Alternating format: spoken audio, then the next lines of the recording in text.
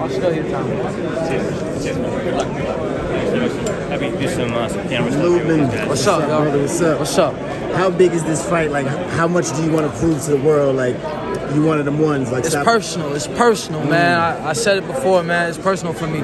I feel like a lot of people sleeping on me with this fight.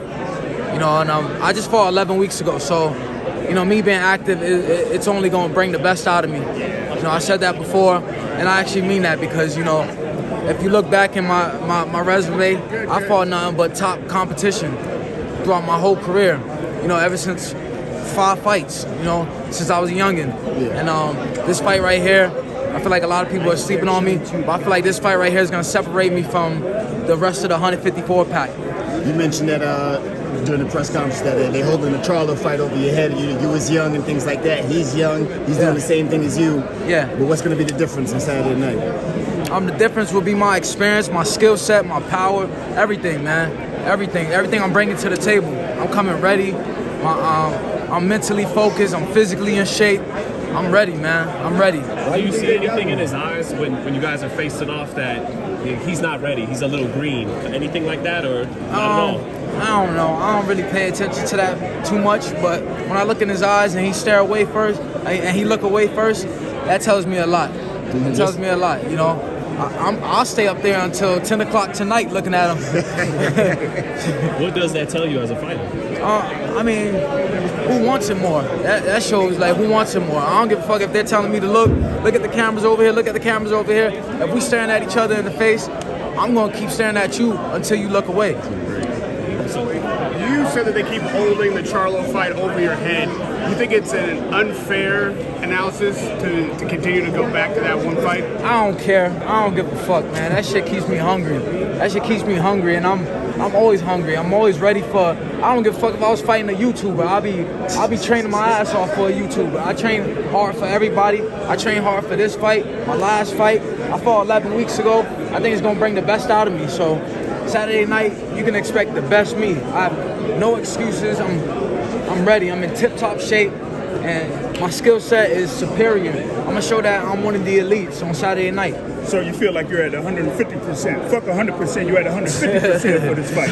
Facts. Erickson, I asked you this too yesterday, but again, do you think Charlo in the main event is showing too much respect to Canelo?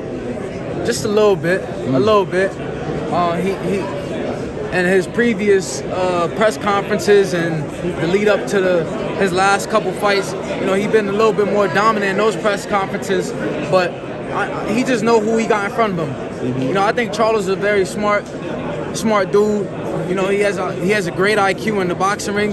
I don't even think his skill set's everything. I think he just got, you know, a great IQ. So I think he know who's in front of him. So he's just keeping it calm right now. You know what they say in the art of war, never alert the enemy. What do you see as your road to a world title shot at 154? Say it again? What do you see as your road to a world title shot? You say that's still your goal. What's the road to get there? Fights like this, man. You know, I could have fought anybody else, man. But you know, Ramos, I asked for this fight. I asked for this fight before he even fought Joey Spencer. I want the hardest fights because, you know, I'm not just all about the money. You know, I'm more so about the legacy, and with a great legacy, the money comes with that. Lubin, do you think you got to get a knockout to get the respect? You said, do I got to get a knockout to get the respect? Yeah.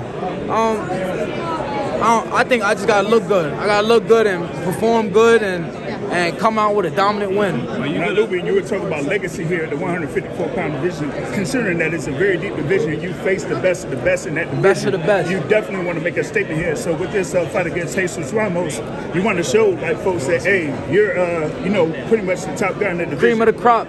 Cream of the crop, man. I want to show that I'm the elite, man. One of the top dogs in this division, if not the top dog. You know, I'm still trying to rectify my defeats, man. I'm still trying to get in there with Charlo. I'm still trying to get in there with Fundora again. So that's just my mindset. What about Tim Zua, Erickson? Him as well. You know, he's about to be elevated to champion. I'm looking to fight the champions. What Do you think that was a fair call by the WBO? The elevate. It is what it is. What do you think of that fight he got with Brian Mendoza? Obviously, I think he stops Mendoza. You know, Mendoza's going over there to Australia. Tim Zoo's a heavy hitter. You You know, he's a heavy hitter. He comes to fight. He's a very tough opponent. I think he stops Mendoza. You win on Saturday night. What big fight do you see for yourself next year? Anybody, man. Honestly, if Charlo comes back down, you know, me and Charlo can make it happen depending on what happens with his fight. Me and Fundora could run it again. You know, Spence, Crawford, those guys are coming up to 154. You know, I got a lot of respect for those guys. I got a lot of respect for Spence. I got a lot of respect for Crawford as well. But, you know, I'm just looking to be in there with the best guys. Like I said, it's all about legacy for me, and with that, money comes. Lubin, What do you think happens if the WBO stripping tournament? Do you think they should have waited because now they divided? It is what it is. It is what it is. It is what it is. The belts got to get moving, so it is what it is. What do you think happens if Spence Charlo has a big opportunity in front of him. You know, he's about to fight for another undisputed, you know, 4 belts. So, you know, he has a big opportunity in front of him. He got to take advantage of Canelo. I'm sure he's not worried about the 154-pound WBO belt when he got 3 more, and plus fighting for all 4 168-pound titles. So I'm sure he's not worried about it. What do you think happens if Spence and Crawford beat at 154? We'll see, man. I don't know. I got my mind on Jesus Ramos right now. Erickson, do you dominate this fight to where people question how good a prospect he was? And that might not even be fair, but do you think that could happen? Yeah, that'll probably be the case. This is how it's how you guys, you know, you put it out there like that. It's how you guys put it out there, and you know the fans and the media and everybody eats that shit up. You know, they eat that shit up. He beat Joey Spencer his last fight. Joey Spencer. He beat Mendoza already. Yeah, he beat Mendoza. You know, he beat Mendoza. I don't think too much of Mendoza. Like I said, I just gave you guys my prediction on that. Right. I said Tim Tszyu was going to stop Mendoza. And Fundora was about to stop him before he got caught with that shot. You know, all it takes is one shot in boxing. You got to always protect yourself. You got to work on your defense. I don't know, man. I'm just ready to fight, man. I'm excited. Thank you, Erickson. I see all these cameras. I'm excited, dog. Ready to go. It's going to be a good fight, man. Thank you, Erickson.